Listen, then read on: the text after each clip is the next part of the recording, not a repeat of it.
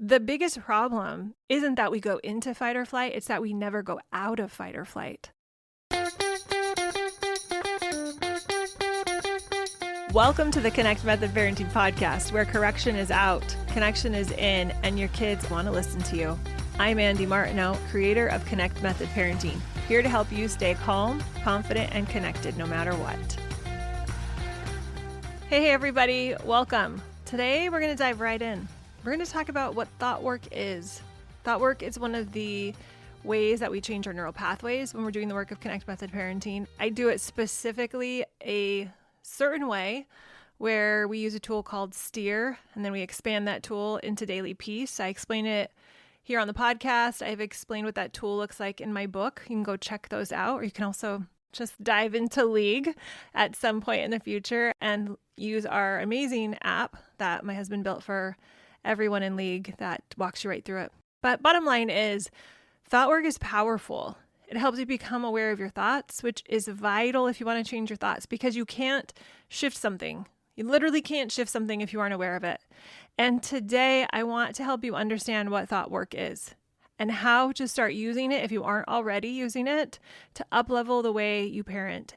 And if you are already working with me in one of my programs, listen to this podcast episode anyway, because I'm going to explain it perhaps in a way that is unique and different and might help it land for you in a way that up-levels your ability to use Steer and use Daily Peace. Because parents who are ready for this kind of change, who are ready to do Connect Method Parenting, soon realize that it is who you are being, not what you are doing. You're a human being, not a human doing. And who you are being is what matters with your parenting. Because someone could give you all of the things to say, and they could tell you how even developmental psychology works and the developmental process of children and adults and humans in general, and you would still probably mess it up if you didn't understand how to get who you are being and how you are feeling aligned to the highest, most loving version of yourself. And I have to tell you, we've been on this trip with my kiddos. It's just the perfect environment for me to use all of the things that I've collected over the years and to realize the importance of who I am being. Who I am being matters. And so if I'm out of alignment, one of my kids says something and I'm aware of resistance, maybe defensiveness, maybe a little bit of triggering, I have to stop myself. I have done really well with it, but this is because I've had 15 years of experience doing it, 15 plus years of experience doing this, and it's been pretty good. But there have been a couple of times where I've had to leave the room and just take some time and really do my own process, my daily peace process, to get me in a place where I can show up as a person I want to be. And that's why I want to talk to you about it, because there is always another level of emotional maturity that we can get to as a parent. And as our kids are growing, and I have some that are adults now, I have some that are teenagers. I don't have any littles anymore. I remember that stage, and I grew and developed so much when they're little. Have lots to say about that. I love helping parents that are still in that place. And everything we learn along the path, all of the thought work we do compounds. Who we are being matters more than what we are doing, because that is what is going to allow you to stay as the parent that you respect, no matter how your child is acting. And there's been some things that have been said, just normal teenager stuff that I find myself thinking, okay, am I ready to say something? Do I need to wait? What do I even want to say? And I do my own work to get myself in the place. Okay, little unexpected side note there, but hopefully that helps you to realize that this work is so vital, because if you just listen to people tell you what to do, it might work some of the time, but it's not going to leave you feeling full of resources, full of your own capacity to show up the way you want to, or to repair if you mess up. So I have always loved self-help. I'm a pretty driven person. I remember when I was younger, and this sometimes still happens, where I would wish I didn't have to sleep because I had just so much I wanted to do, so much I wanted to learn, so many things I wanted to develop. So I'm driven. I want to be better. I had to work my way out of perfectionistic thinking because of how driven I am. That's where my brain led me to. And the thing that really landed me to where I'm ultimately having this conversation with you right now is because with parenting, I was stumped. I was tripping all over myself and my emotions, and my nervous system was trying to protect me, and it wasn't allowing me to be the parent I wanted to be. And I was able to eventually, about 8 years in, dive in to my natural tendencies to want to do better, to want to master things, to want to learn and grow. And I dove in to figure out how to be better at parenting. I would say I'm highly sensitive. By default, for whatever reason, I have a little more anxiety than the average person. If you ask my husband, he will attest to this. So I needed to learn how to regulate my life in order to make sense of it. And when I had kids, all of those tendencies inside of me that I was able to regulate and manage before I had kids came up bigger. They were magnified. So I really had to figure this out. It was why I had so much trouble in the beginning. And it's also what led to me creating Connect Method Parenting and teaching it to you all. So I needed to learn how to regulate my life in order to make sense of it. So whether before parenting, it was all about just excelling and being the best version I could. After parenting, it was about being a better parent, being a better human, figuring out how to hold on to myself with my kids. So reading self-help books helped me learn how to manage myself better. I love learning. I remember reading through this series that my mom had right under the encyclopedias. Do any of y'all out there remember growing up with encyclopedias? If you're 20 or 30, you probably don't have much recollection of encyclopedias. Maybe late 30s you do, depending. But we had the Encyclopedia Britannica, and I loved those books. I wasn't some genius that read them cover to cover and had a photographic memory. I wish I was, but I was not gifted with that. But I did thoroughly enjoy them. And this Childcraft series, I can't remember who it was by, colorful covers. And they would talk about things that were really interesting, things that we would now ask ChatGPT or Google. Like, how is clay made? Why does rain fall from the sky? They were organized in a way that for a child, categorically, you could look up different things about natural sciences or about animals, about weather patterns, and find out more. And I loved it. And my mom took us to the library regularly. I grew up loving reading. I wouldn't say I'm a fast reader, but I would say that I definitely love books. I remember going into this gigantic storage room we had downstairs and reading Choose Your Own Adventure novels and hoping that no one would find me. I loved them. And when I started my family, and then we made the decision to homeschool when my oldest was 8, I started collecting books like a fanatic would. I was fanatically collecting books. That's probably a better way to say it. And I had the most beautiful connection. I think we had 8 or 10 bookshelves, thousands of books. Shouldn't say I had to. That makes it sound very victim-y. I chose to sell most of them when we sold most of our possessions. When we sold our big home in Phoenix and moved to a little cabin in the woods, and we really made this very intentional decision. But it is probably the thing I am the most sad about are all of the books that I ended up selling. Some beautiful, beautiful books.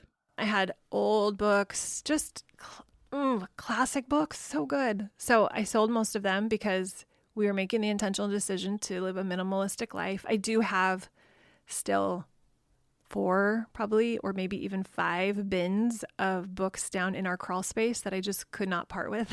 So I love books. I love learning. And I love listening to books. And I remember as a kid, my dad would play Zig Ziglar, he was probably one of the original self-help gurus. And my dad loved him. I loved his voice. I need to pull it up. I can't remember specifically what it sounds like, but I remember as a kid liking it and being really interested in what Zig Ziglar had to say in the car, specifically cassette tapes back in the day. Yes, I'm older than I'd like to admit, but I do have a 25-year-old, so do the math. I got to be a certain age. I love books. I looked up on our Audible account. We have 557 books in our Audible account. That is an enormous amount of books. And granted, this is maybe a decade. When did Audible come out? A long time ago. And we've been using it, and all of my kids have books that they buy on it. So we have a lot of books, but as you can tell, I love reading, and I love self-help. And I always wanted to figure out how to be the best version of myself. I remember finding Viktor Frankl when I was a fairly young mom and falling in love with his writings and all the things he was saying. It really resonated. Byron Katie, stumbled on her at some point with my kids. And as I was figuring out how to be a sensible mother, not losing my mind, Pema Chodron was a random find along the way that has some really beautiful words that help you become a better version of yourself. And I remember listening to them and feeling like it helped my nervous system regulate.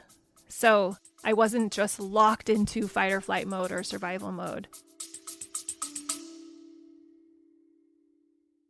Starting November 16th, I'm offering something I've never offered before, a live small group experience. The Pivot is my 8-week parenting program where I help you stop yelling and start deeply connecting with your kids.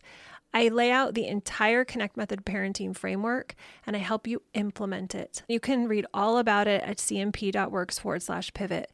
But what you're not going to see on that page is something that I'm doing this time, but I've never done before. The group that starts on November 16th is going to get access to a live small group experience. You'll be with a small group of moms who are all starting the Pivot at the exact same time. Every week, we'll meet together. I'll coach you live. We'll work through what you've learned and what's coming up for you.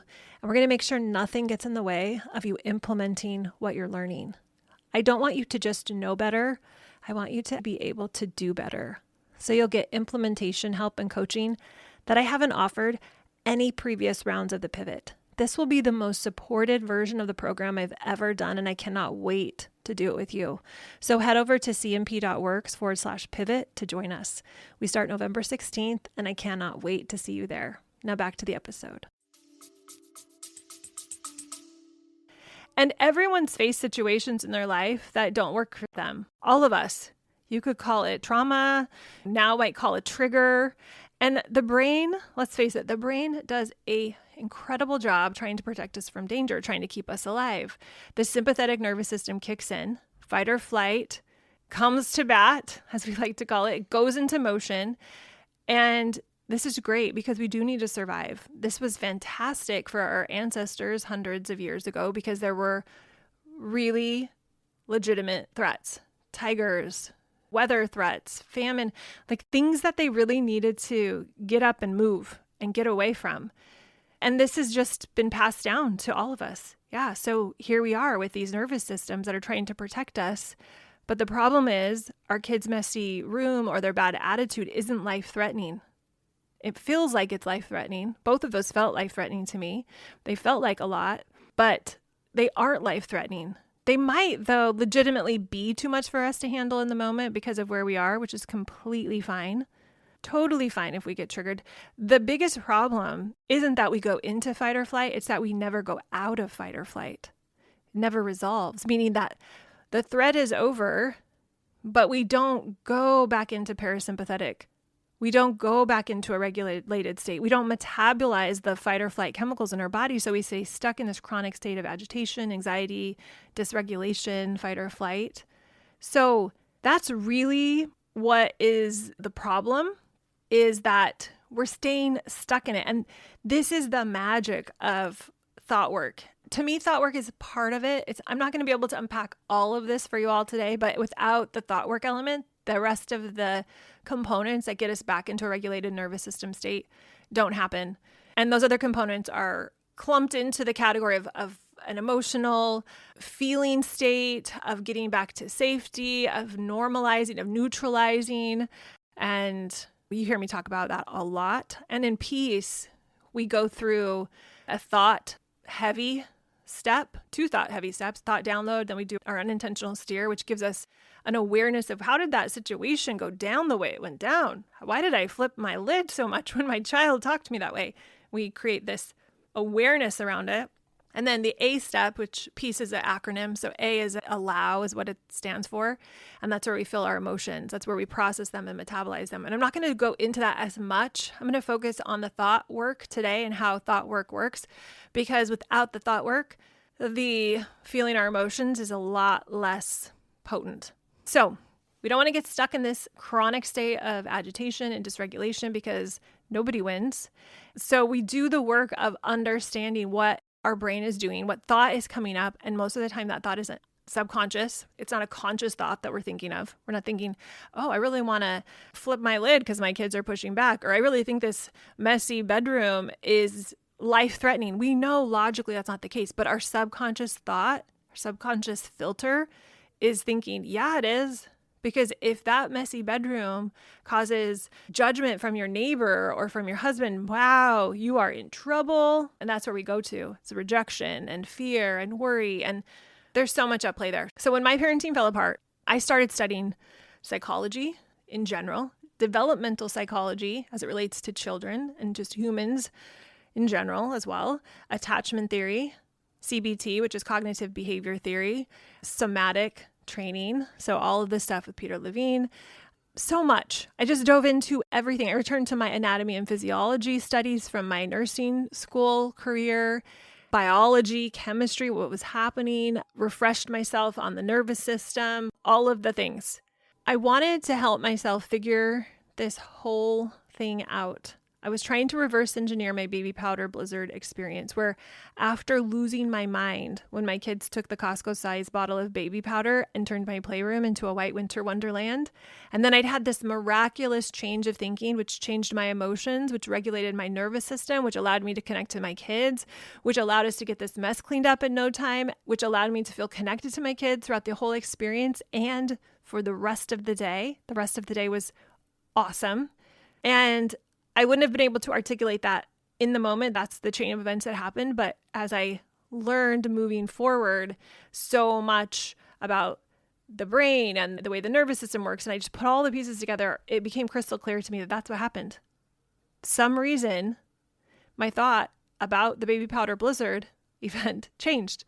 So I knew that I needed to become more aware of my thoughts because that was the first thing in the chain of events that allowed the baby powder blizzard to turn into a wonderful thing instead of a catastrophe, which was what my brain initially thought it was. Eventually, I found different ways of questioning my thoughts, separating the facts from my story, doing what I called a thought download. And now I've iterated on that so many times that we have a tool called Steer that's put into a bigger process called Peace. It's a way to inspect gently our thoughts, our actions, our emotions, and ultimately see why we have the results we have in our life and how we can create different results in our life, especially with our parenting. So getting the hang of this was huge. It was this turning point for me. I learned that you can take a thought that's in your brain, evaluate it, decide whether you want to keep it, want to keep believing that thought, or if you want to keep going down that road or not. It's like, I could do that, not believe it. So I decided I could decide whether I wanted to keep the thought, keep believing it, or if I wanted to stop thinking it. I started learning that the thoughts are optional. And I began questioning myself with thoughts like, who would you be without that thought? I love that question. Who would you be without that thought? That question is so incredibly powerful. And taking one of those thoughts I was having and seeing if I could turn it around and make it the complete opposite was powerful too. So instead of thinking, like, for example, so if I thought, oh my gosh, my child is so unkind right now. And I say, wait, what if it's also true that I'm so unkind right now because I'm judging her? I'm not having compassion. Ooh, that's a good one, right? That is interesting when you can self-confront like that. And so I started doing that work really kindly and gently. This was a couple years in because at first I would not have been able to handle that. That would have been very triggery for me. But eventually I started to really love myself and have so much compassion for myself that I could confront myself powerfully with stuff like that. So this was my introduction to thought exploration, thoughts being optional, being able to redecide what I wanted. And then I started learning about mirror neurons and how what we're thinking and feeling is literally being broadcast out to the world. I love that science is showing this. So it's not just somebody's idea, but it's proven that others are picking up on it. And that explained so much when I walk in the room and I feel somebody upset or angry, or my child's screaming or throwing a tantrum, or as a teenager, they don't scream and throw a tantrum. They're just shooting darts in their eyes sometimes at you. I can feel those emotions. This was so helpful to understand that I naturally just want to go into resonance with them, but that I have the choice not to. but I'm going to feel that tug. And then I'm going to say, ooh, let me have an emotional frequency that I'm sending out with my mirror neurons, little broadcast, and let my child maybe get sucked into that, because that's kind of fun. But that created a whole new world for me. That opened up all of these things for me and challenged my capacity. And what's so amazing is it's possible for all of us. We can get better and better at that. Just in the same way that somebody can get better at anything. We can get better at riding a bike. We can get better at learning languages. We can get better at penmanship. We can get better at painting. All of these things, playing the piano. We're tapping into the potential that we already have inside of us and increasing our capacity to tap into that potential. That's what's possible for us. And how my emotional mood can be impacted by other people if I wasn't being intentional was powerful. That's big. That's big awareness. That's a big awareness. I hope you hear that. And if you've already heard me say it, I hope you hear it again and it hits you harder. There are mornings I wake up and I think to myself, okay, let's up-level this emotional capacity inside of myself. Or a situation will come up with one of my kiddos and they'll say something and a part of me want to just go back to old self, old Andy, correct. And then part of me is like, nope, you got this. That's not going to help. Pause. Who do you want to be in this moment? If I'm thinking, well, they're being so unkind right now, I'm thinking, ooh, are you being unkind by judging them? And you go through this thought process. You start thinking in steers. It's pretty darn amazing. And then, you guys, so this is my journey. I'm unpacking it for you. Thoughts are optional. We have mirror neurons sending out emotional broadcasts to other people. And then realizing, oh, these emotions that we have, they're the fuel to our maturation and our actions, meaning that emotions are the thing that drive our actions. Emotions are the engine to our maturation. They are the driving force to us taking more emotionally mature actions. I know you probably aren't supposed to define something with the word, but this idea that we can be more compassionate by practicing, that our emotions are the thing that drive everything we do. Whatever we are feeling emotionally as a result of the thought we are thinking about the situation. So let's say my teenager comes in and says, Mom, and whatever words come out of her mouth after that kind of a tone, it's not pleasant. And if my thought is, what a rude, entitled girl, my emotion is judgmental, or maybe it's irritated.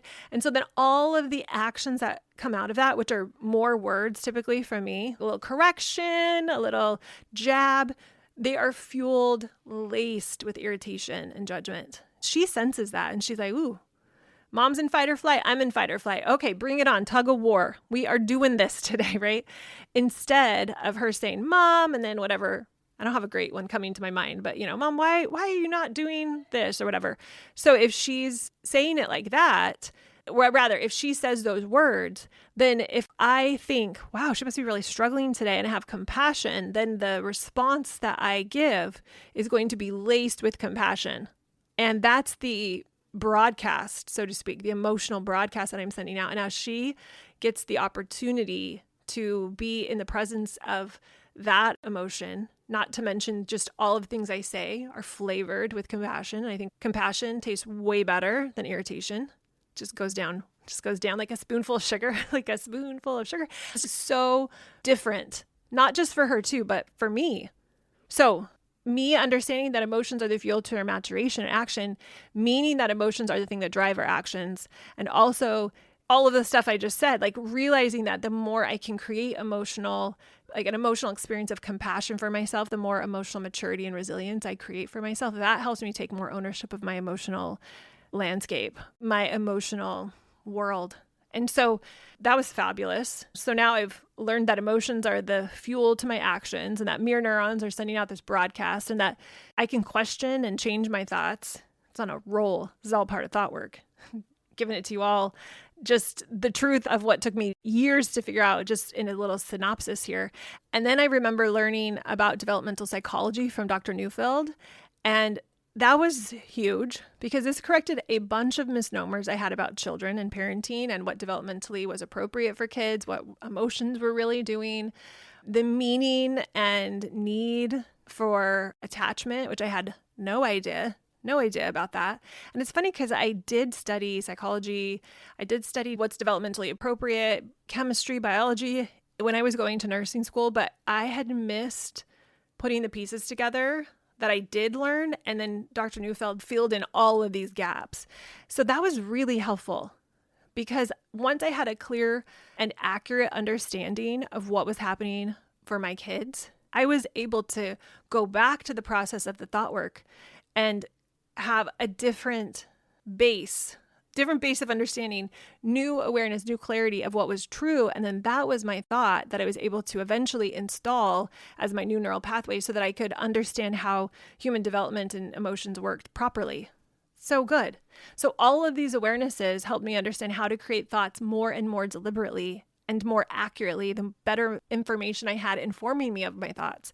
They helped me feel my emotions more deeply, and I was able to create more and more safety, not just for myself, but also for my kids, for my entire life, really, for all of the things that were happening in my life. And everything began to change. Everything. My life, my parenting, my relationship with my husband, big time up-leveled, relationship with friends. It didn't mean everything was perfect because there were some pretty challenging relationships that came up in the same time period where I was discovering this, but I was able to navigate them better. Not as good as I could do now. I could do so much better now, but those challenges helped me face some of the underdeveloped parts of me so I got even better. So I started feeling better and my behavior became easier to control. I was learning more and more what was influencing my behavior. And then somewhere along the line, my husband started doing these classes for work. They were really these off-day workshop things called strategic coach. And sometimes I would tag along. And then I started learning more and more about goal setting. I love goal setting. Always from the time I was young, set goals and plan for the future. But strategic coach, I wasn't in on the meetings. He would just come tell me about them after the fact. And I would go along sometimes as a little break from the kids. And my mom would come watch the kids, bless her heart, give me a little weekend break. And he would talk to me about the way they were structuring their goals and planning their future, creating this focus and purpose for their life. And that was really helpful. So that's emerged into what is now Peace and my entire Connect Method parenting program. And things began to click. I got Steer and Daily Peace and the Seen and Heard and limits versus consequences. I feel like all of the learning and the failing and the real life experiences all came together to help me create Connect Method parenting. And thought work is such a big part of Connect Method parenting because if we aren't regulated, it's going to be hard, so hard, if not impossible, to get our kids to get regulated. It's ironic and slightly devastating. I'm not judging myself, but I'm slightly devastated that there were times in my life where I would be clearly upset, clearly not calm, telling my kids to calm down and thinking somehow they're going to get regulated and calm down or they're going to have better behavior. But how? Like, how are they learning that when I can't even do that for myself? You calm down. I'm not calm, but you better calm down. And I think about the mirror neuron sending out the absolute opposite broadcast of what I'm trying to get them to do and how this would never work, obviously. So we have to learn how to regulate our emotions, how to become aware of our thoughts, do this thought work, do the daily piece so that we can be in a regulated state so that we can create what we want with our kids. And I want to say really quick, I have an interesting relationship with the word regulated because the goal isn't to always be regulated. Our nervous systems are meant to get dysregulated sometimes. So what I really mean is we get better at showing up as the best version of ourselves. And when we don't show up as the best version of ourselves, which happens a lot, it just happens because we're humans. But when we don't show up as our best, we become better at repairing. We don't get as dysregulated. And that is what it's about. It's not about perfection. It's about being the best human we can be. So when we are improving how we are able to navigate things, our kids get to improve how they're navigating things. And we can make this happen by the environment or help make it happen by the environment that we're creating for them and us. We set everybody up for success when we're doing this. So when we use the term thought work, what I'm saying is that when we do thought work, we are using a set of tools to see how the world works. And then based on our observations, we decide if we want to change anything or keep things the same. So we're using thought work to see what our current interpretation is of the world. And then based on our observation, we say, yeah, I love that. Love that thought, love that belief, love what it creates for me, keeping it. Or nope, not in love with that result. I'd like to be better. And then we change. Because we have the ability to literally change our neural pathways, change our thinking, change our triggers, change our personal reality. If we do the work to make that happen, we can make it happen. And when you pay attention to what's going on in your brain and you understand how impactful and what a powerful influence those thoughts are on your life, on your parenting, on your feelings, on your emotions, on your actions, and the results they create in your life, then you start to live from a place where you can observe yourself being yourself, which means you can start changing things if you want to, because you can honestly self-inspect. But no one teaches us that thoughts popping into our brain are something we have control over. At least most of us don't have someone who's taught us that from a young age, but it's the truth. And these thoughts are not just observations of the world. They're not facts. They are our interpretation of the world, and they create this electrical impulse we call emotions that drive our actions and create our results. So all of this we can change. So thought work works because it creates more awareness about our lives and what we're creating in our life. So we pay attention to what's going on in our brain, and then we decide, do we like it or do we not like it? You also start to see what a powerful influence these thoughts, most of which are subconscious, are having on your life, on everything, right? And then you start to live from a place where you can observe yourself being someone else. You start to observe yourself and see the messiness, see the rawness of it. Look without getting triggered at what you just did at bedtime last night and thinking, wow, that was crazy. I lost my cool. Okay. And you come with compassion. You sit quietly. You contemplate. Maybe you meditate. You give yourself space. And you witness yourself being who you're currently being. It's like eavesdropping on yourself. You're listening and observing yourself. And when you do this on a regular basis, you start to realize that you are not at the effect of everything outside of you. You have the ability to witness your brain. And that's huge. You have the ability to witness your brain, to be conscious of what is happening in your life. And that's what thought work does. When you get your thoughts out of your head and onto paper, and whether that's real paper or inside of our app, people type their thought downloads, they do this work. It's the same thing. It's getting it out of your brain, out of just thinking, into a form where you can look at it. And that makes a difference. That is part of the work of observing yourself.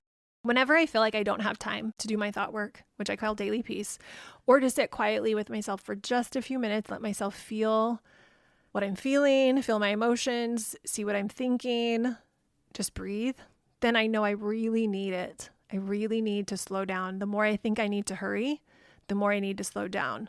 Typically, if I'm in a hurry, I'm in fight or flight. And that is not the place that I want to create my life from, because I don't create a very intentional life from that place. So having the ability to look at my thoughts, to sit quietly and observe myself, to give myself some space to breathe, to witness what's coming up, reading through that thought download, looking at that unintentional steer and saying, wow, that's me right now. Observe it. And find peace by being conscious of my own consciousness. If I don't feel like I have time for it, then I know I've got to make time for it. And this is something I do regularly. I try to do it every single day. When people work with me, I say, let's do this every day. Every day. If you do it every day, you're going to change your whole entire life. I've seen that over and over again. I have the stats to back it up too. So when people ask me, how does thought work? That's what I tell them. It works because we take that embedded thought system inside of your brain and we change it. We look at it and we change it. It's very simple. You create that relationship with yourself. You decide on purpose what you want to think, and then things start to change. So all of this leads to being more in control of your own behavior, understanding your behavior and thoughts so you can leave room for your kids' behavior and thoughts. That's CMP strategy number 1. That's what we are all about, because without that, you have nothing. If you don't understand why you're getting triggered when the kids don't clean their room or refuse to do their homework, we're not going to make much headway on it. You might be able to change your kids for a bit, but you're really not getting to the root of it, because as soon as they revert back, you're going to revert. because you are just changing external things. If you want to change the root, if you want to be resilient, compassionate, regardless of what your kids are doing, and that doesn't mean passive. You could still set a firm limit, like, hey, got to do homework. They throw a fit, you hold firm, right? You get to explore your capacity. You get to decide to evolve and be kind, helpful, full of service and contribution. You get to learn how to be the person you want to be, a person you respect. You stop feeling that like negative energy gets the best of you, that you're getting pushed around and feel like everything's happening to you. You get to start doing your best. And even if it's not a 9 out of 10 today or a 10 out of 10, which, I wish we could do 10 out of 10. Not very many of us hit that consistently. It doesn't matter because you're able to get curious instead of critical. You're able to be compassionate towards yourself and learn and grow from everything that happens. You have so much awareness of what's going on that when you do a little back step, so to speak, you learn from it quickly. You realize that you're worthy and 100% lovable and that no one can take that away from you. No one can take away your ability to decide what you think. And the only way you stay locked in a sleepless life is if you don't become aware of what you're thinking and what emotions are coming up, that you don't become aware of how you interact with the world, and that you can create whatever you want.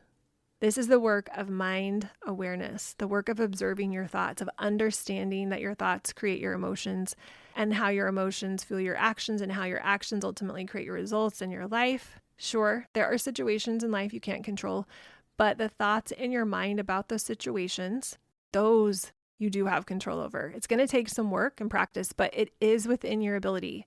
I believe that one of the most important skills or practices that we can have for ourselves when it comes to parenting is to understand how the brain works, how emotions drive our actions, how the brain is programmed in childhood, and how the programming that we get has shaped how we think and feel and react and the results we're creating. It's so freeing to start to understand this, to have this skill, this awareness, because even if we're still showing up in ways we don't love, we have the awareness that there's an option and that we can work towards it.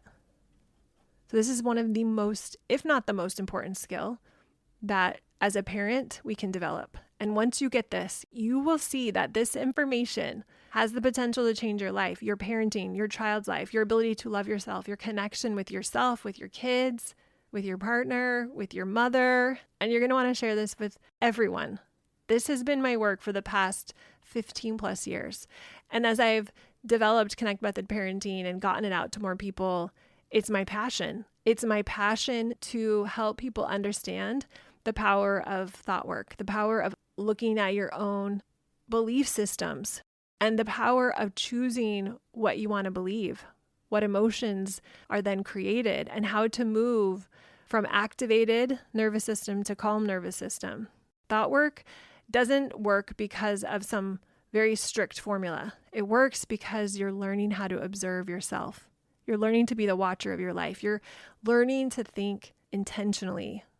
You're learning to create new neural pathways. You're learning to create safety. You're learning to release triggers. You're learning to observe yourself. You're learning to create more awareness. And when you do all of this and it becomes part of you, it opens up a new dimension, a new way of life that otherwise you would have no access to, a perspective that otherwise you wouldn't be able to have. So yeah, that's how it works. That's how thought work works.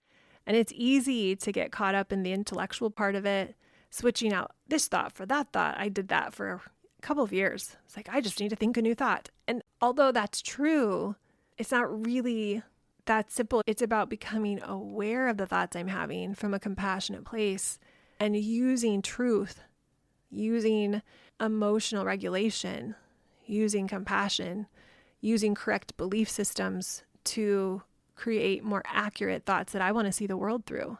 So the reason thought work works is because it gets you more conscious. It causes you to have more awareness. You become aware of yourself. You become more conscious of yourself. And that awareness allows you to come from a place where you're able to make decisions for your highest good and for your kids' highest good. So don't get confused about how it works. Just focus on becoming more aware and present with yourself, because that's really the magic of how thought work works. All right, you all, go connect with your kids. Oh, and Leave a review for this podcast if you've been enjoying the episodes, or if you just found me and this is your first one, go leave a review if you've enjoyed this episode. That would be amazing. I'll talk to you all very soon. Bye.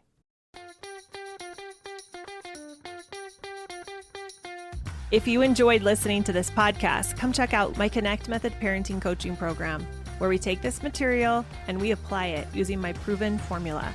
Head over to cmp.works/join.